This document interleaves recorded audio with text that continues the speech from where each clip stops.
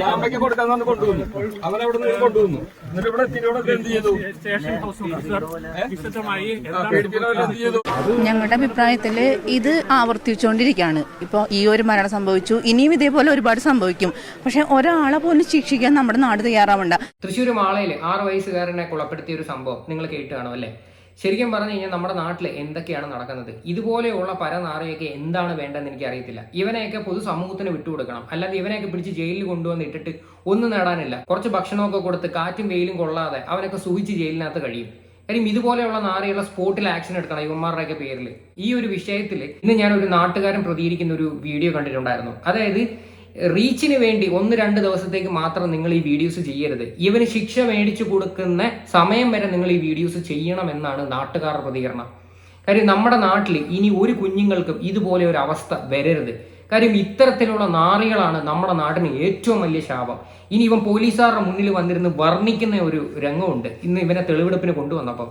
എന്തായാലും നമുക്ക് വീഡിയോ ഒന്ന് കണ്ടു നോക്കാം. ചാമ്പയ്ക്ക് കൊടുക്കാന്ന് കൊണ്ടുവന്നു. അവനവിടെ നിന്ന് കൊണ്ടുവന്നു. എന്നിട്ട് ഇവിടെ എത്തിയോടെ എന്ത് ചെയ്തു? എന്ത് ചെയ്തു?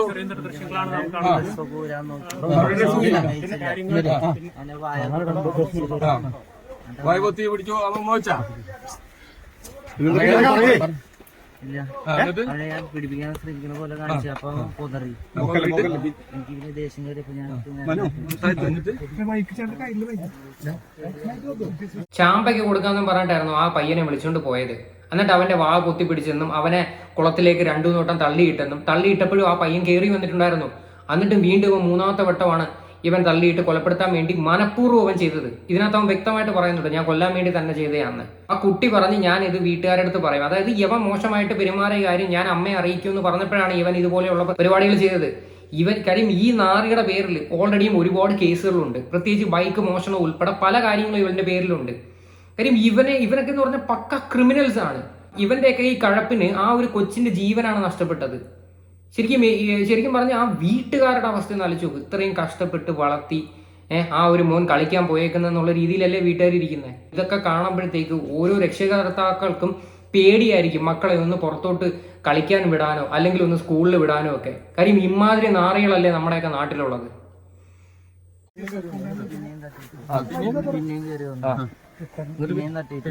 ഞാൻ പോയി. അവനെന്താ ചെയ്തത്? അവന് താന്നു പോയാ? അപ്പൊ നീ എന്ത് ചെയ്തു? താന്നു പോയിപ്പോ അപ്പൊ അവന് കൊല്ലാൻ വേണ്ടി 3 പ്രാവശ്യത്തെ ഉന്തിട്ടതല്ലേ? അതെ, ഇവിടെ മുഴുവൻ ഈ ഫോഴ്സ് മുഴുവൻ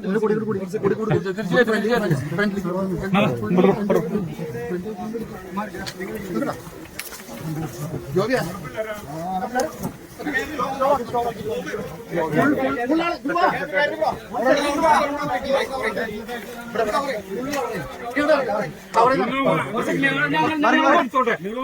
ഒരു കൂസലുമില്ലാതെ അവൻ വന്നിരുന്ന് എക്സ്പ്ലെയിൻ ചെയ്യുന്നത് നിങ്ങൾ കണ്ടില്ലേ?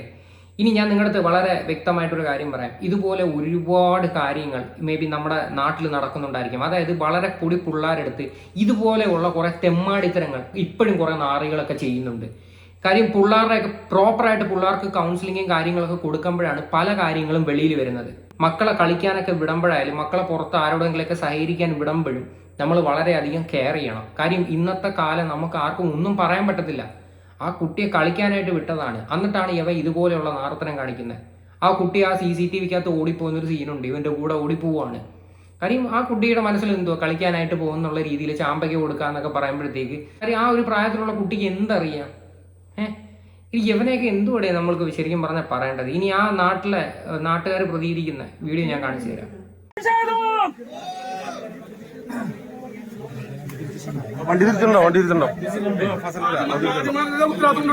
ഇന്ന് 2 ദിവസത്തേക്ക് റീച്ച് മാത്രം കിട്ടിയാ പോരാ. 2 ദിവസങ്ങൾ റീച്ച് മാത്രം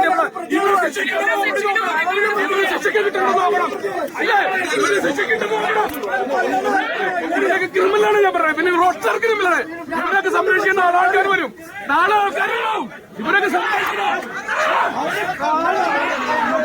2 ദിവസത്തെ റീച്ചിന് വേണ്ടി മാത്രമല്ല നിങ്ങൾ വീഡിയോ ചെയ്യേണ്ടത്. ഇവന് ശിക്ഷ മേടിച്ചു കൊടുക്കുന്നത് വരെ നിങ്ങൾ എല്ലാവരും ഈ വിഷയത്തിൽ വീഡിയോ ചെയ്യണം എന്നാണ് പറഞ്ഞത്.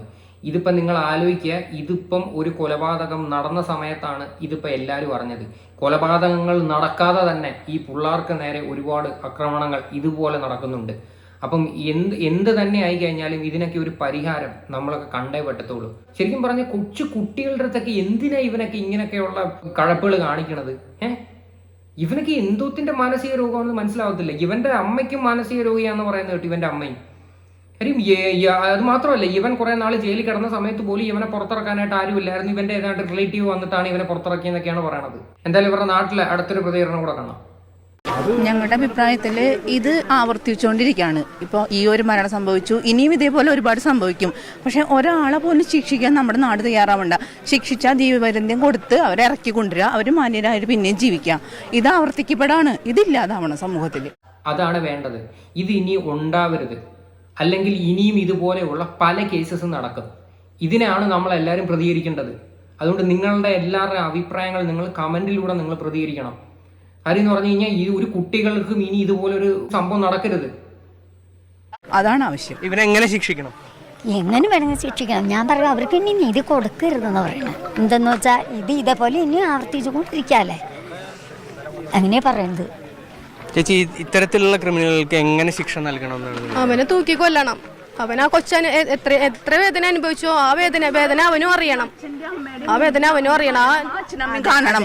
കാരണം പ്രസവിച്ച അമ്മയാണ് ഈ കറിയുന്നത്. ഇനിയും ഇതേപോലെ ഒരുപാട് അഭിമാനം കരയും. അപ്പൊ സത്യം പറഞ്ഞു കഴിഞ്ഞാൽ ഇത് ആ അച്ഛനമ്മയും കാണലേ ഉള്ളൂ, തൂക്കിക്കൊള്ളണം. അങ്ങനെ ഒരു നിയമം നമ്മുടെ നാട്ടിൽ വരണം. അതാണ് ആവശ്യം. നിയമം അതാണ്. നമ്മുടെ നാട്ടിൽ ഇതുപോലെയുള്ള നിയമം വന്നു കഴിഞ്ഞാലേ ഇത്തരത്തിലുള്ള തെമ്മാടികൾക്ക് ഒരു മറുപടി ആവത്തുള്ളൂ. കാര്യം ഇനി ഇങ്ങനെയൊക്കെയുള്ള പ്രവർത്തികൾ ചെയ്യാൻ പോകുന്നതിന് മുന്നേ യവന്മാരൊക്കെ പഠിക്കണം. അതിന് ആ ഒരു നിയമമാണ് നമ്മുടെ നാട്ടിൽ കൊണ്ടുവരേണ്ടത്. ഒരു കുട്ടികളുടെ അടുത്ത് ഇങ്ങനെയൊക്കെ കാണിക്കുമ്പോഴത്തേക്ക് ഇവനൊക്കെ കുറച്ചും കൂടെ, ഇവന് 10-20 വയസ്സുള്ളവന്, അവൻ കുറച്ചുകൂടെ ഒക്കെ ആയി കഴിയുമ്പോൾ ഇവനൊക്കെ എന്തായി തീർന്നേനെ. ഇവനൊക്കെ ഒരു കാരണവശാൽ ഇവന് ജീവപര്യന്തവും കാര്യങ്ങളും അല്ല ഇവന് വിധിക്കേണ്ടത്. ഇവന് വിധിക്കേണ്ടതെന്ന് പറഞ്ഞാൽ വധശിക്ഷയാണ്. ഇവനെ പോലെയുള്ളവർക്ക് അതാണ് കിട്ടേണ്ടത്. അല്ലാതെ ഇവനെ കുറച്ച് നാൾ ജയിലിൽ കൊണ്ടിട്ട് ഈ പറയുന്ന രീതിയിൽ ആഹാരം കൊടുത്ത് കാറ്റും വെയിലും കൊള്ളാതെ അവനൊക്കെ അവിടെ സൂചിച്ചു കഴിയും. അങ്ങനെ ഒരു സാഹചര്യം ഉണ്ടാക്കി കൊടുക്കരുത്. ഈ നിയമത്തിന്റെ പോരായ്മകൾ ഇങ്ങനെയുള്ള കേസുകൾ കൂടാനായിട്ടുള്ള ഒരു കാരണമായിട്ട് നിങ്ങൾക്ക് തോന്നുന്നുണ്ടോ? എല്ലാവർക്കും അവരൊക്കെ അവരുടേതായ നിയമങ്ങൾ ഉണ്ടാവും, എഴുതി വെച്ചേക്കുന്ന നിയമങ്ങളാണ്. പോലീസ് അത് പാലിക്കണം.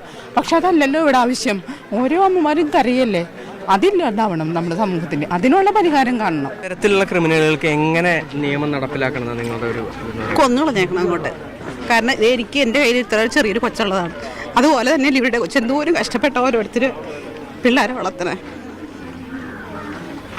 പുറത്ത് വിടരുത് ഇനിയൊന്നും. നാട്ടുകാർ തന്നെ കൊന്നുകളയേണ്ടത് ഏറ്റവും നല്ലത് അതാണ്. ഇത്തരത്തിലുള്ള സംഭവങ്ങൾ എത്രയൊക്കെ ശിക്ഷ കൊടുത്താലും ഇത്രയത്തുള്ള ഇങ്ങനെയുള്ള സംഭവങ്ങളൊക്കെ ഇങ്ങനെ ആവർത്തിച്ചുകൊണ്ടിരിക്കുകയാണ്. എന്ത് ചെയ്തിട്ട് ഒരു കാര്യമില്ല. മനുഷ്യന്മാർ കാലം മാറി. ഇന്ന് എല്ലായിടത്തും കേൾക്കണത് ഇങ്ങനെ തന്നെയല്ല. നമ്മൾ എന്ത് ശിക്ഷ കൊടുത്തിട്ടൊന്നും ഒരു കാര്യമില്ല. കറക്റ്റാണ്.